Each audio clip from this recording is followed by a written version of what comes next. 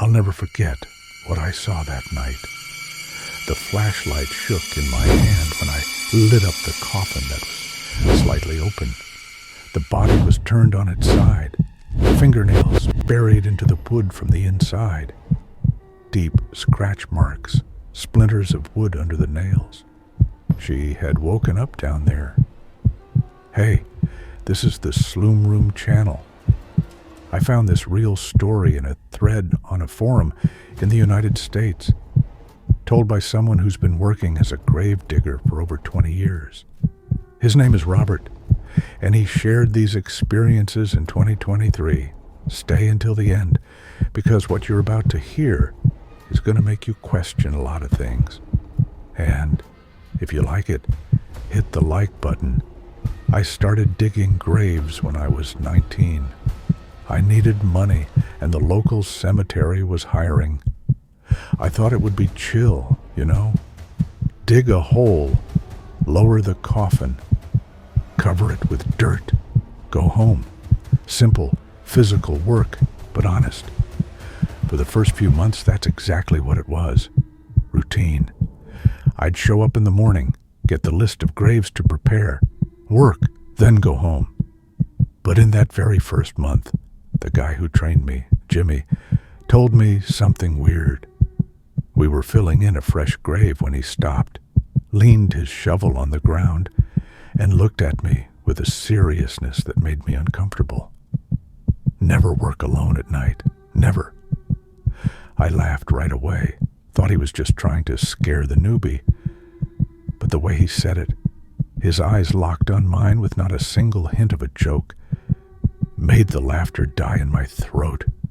It took me about 2 years to understand his warning.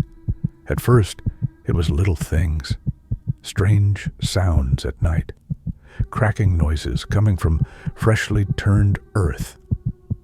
I always blamed it on the soil settling or the cold night air making the coffin wood contract. It made sense, right?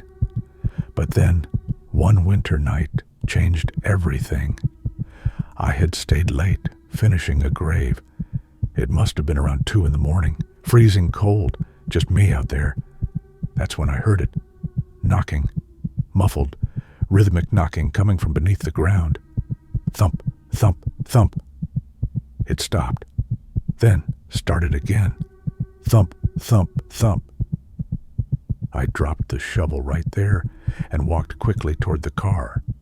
I tried not to run so I wouldn't look like I was freaking out, but I was.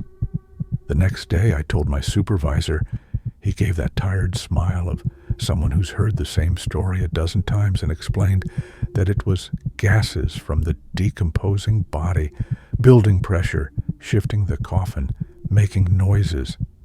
It made sense at the time.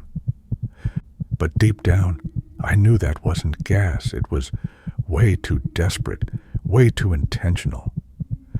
After that day, I started paying more attention, and then you start seeing a pattern. Sometimes, when we had to move a coffin to another plot to make room, or because the family had requested a transfer, there were strange things, marks that shouldn't be there, scratches on the inside of the lid, finger impressions in the satin, like someone had pressed down hard. One time I saw a dark stain in the lining that looked like dried blood, concentrated right where the head would be. Nobody talked about these things openly, but among us older grave diggers, everybody knew. We'd exchange looks when we saw those marks and keep working in silence. It was like an unspoken agreement. Not talking about it kept us sane. There was one case that messed me up for weeks, but it still wasn't the worst. We had to exhume a man who had been buried in 1987. The family wanted to move the body to another state, just paperwork. When they opened the coffin, his body was in a completely wrong position. He'd been buried with his arms crossed over his chest, nice and proper, but now he was face down, one hand up by his head, fingers curled like claws. every time I close my eyes, I still see that raised hand. Jimmy, who was getting close to retirement at that point, looked down into the coffin and just shook his head. "Catalepsy," he muttered, "or they went into a coma so deep the doctors got it wrong. Happens more than you think." He lit a cigarette, his hand trembling just slightly. That's why wakes used to last 3 days. They waited to be sure. I started researching all that in my free time. I found out there really are documented cases. People declared dead who woke up in the morgue at the wake, even inside the coffin during transport. And I found something that scared me even more. Even with all our modern technology, mistakes still happen. Deep comas that fool even experienced doctors. Overdoses that leave a person in a state that perfectly imitates death. Rare conditions like Cotard syndrome, where a person can look dead for hours. When they were renovating the old section of the cemetery, that part from 1800 and something, we found several coffins with those bell systems. You know how those worked?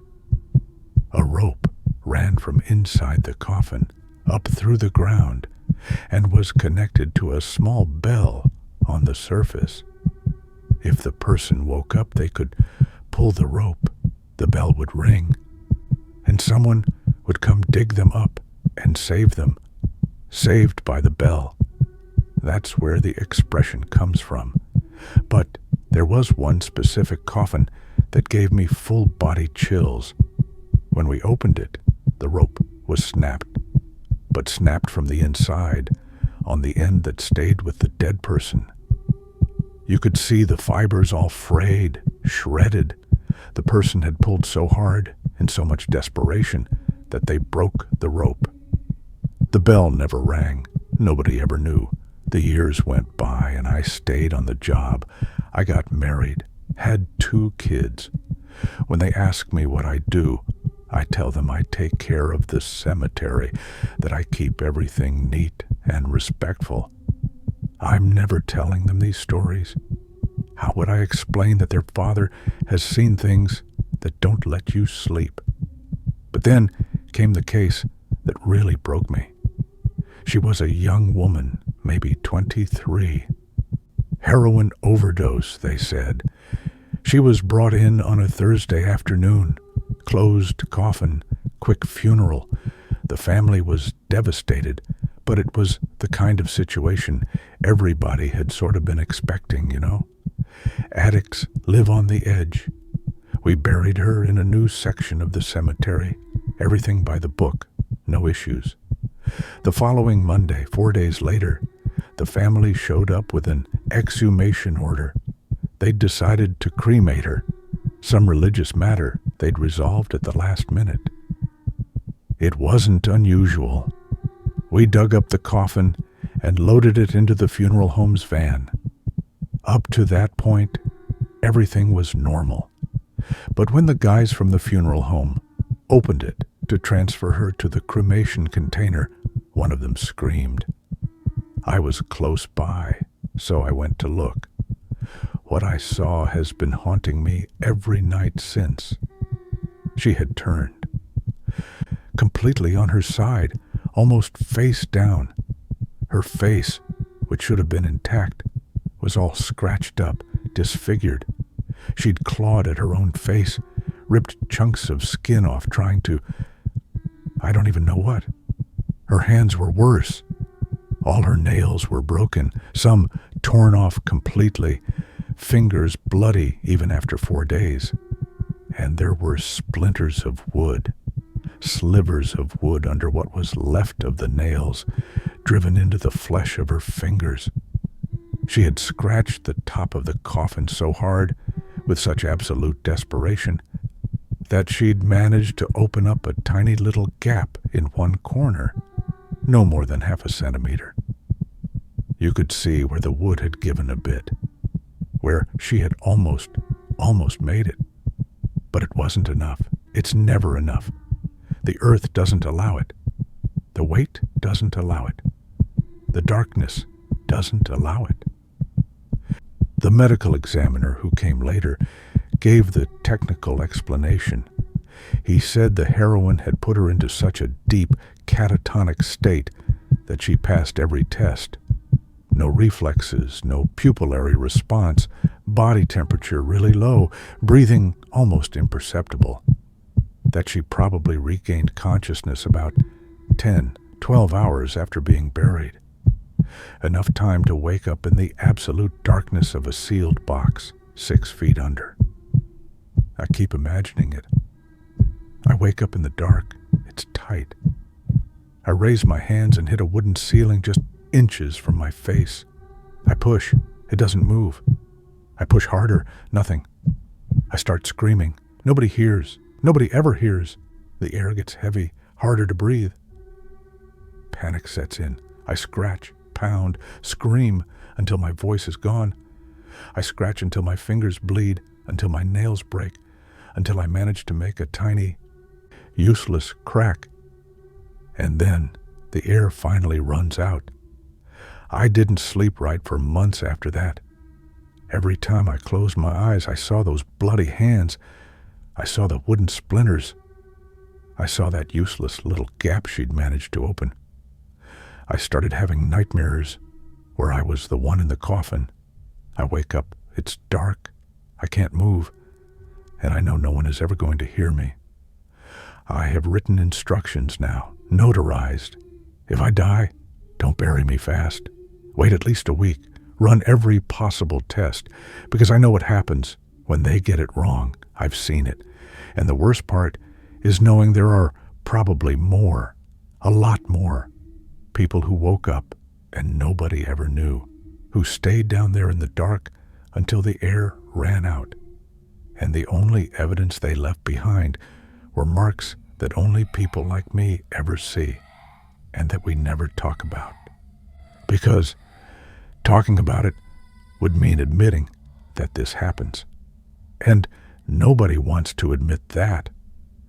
That's why when I see news about someone waking up in the morgue or during the viewing, I don't think it's funny.